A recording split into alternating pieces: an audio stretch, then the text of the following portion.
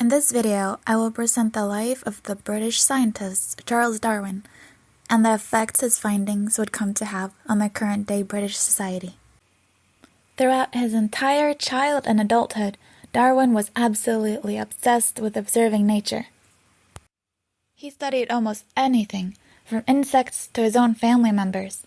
These studies eventually led him to his theory on adaptation, which was presented in 1859 through his very first book release, The Origin of Species. Charles Darwin was the first person to identify the process of natural selection, which many consider to be the most important process in the evolution of species. During the next century, his theories have been supported by research in DNA, neuropathology, and evolutionary psychology. Following a lifetime of devout research, Charles Darwin died at age 73. Over time, these ideas would come to shift the development of the British society, paving way for strictly scientific explanations of life, and founding the whole field of evolutionary biology. Although his theories were groundbreaking, they still caused a massive amount of controversy because they challenged the typical Christian view on how the universe was created. These theories did not involve a God, nor any sort of a divine being. It, in fact, challenged the reasoning behind social ranking, the political influence of the church, and the entitlement of the religious leaders. The controversy surrounding his theories and their conflict with Christian beliefs still abound today. But I'm going to go out on a limb and say this. If Charles Darwin were still alive today, he would be proud. Why? His evolutionary theories have been built on exponentially.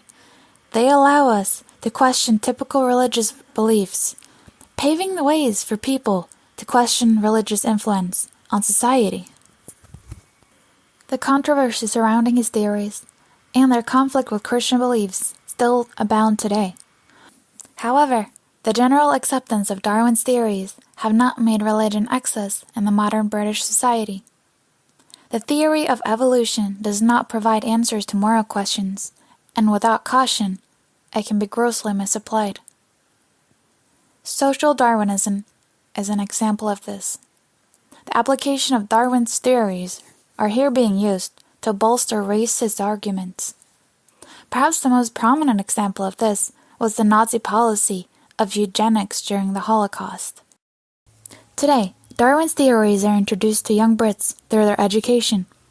Back in 1882, in admiration for his accomplishments, the British buried Darwin in Westminster Abbey, near the grave of Sir Isaac Newton.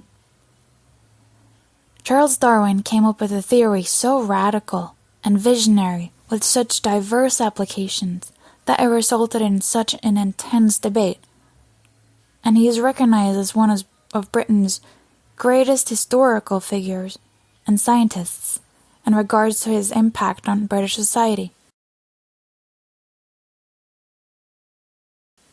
There can be no doubt that Charles Darwin, through his work, The Origin of Species, became one of the single most influential scientists of all time.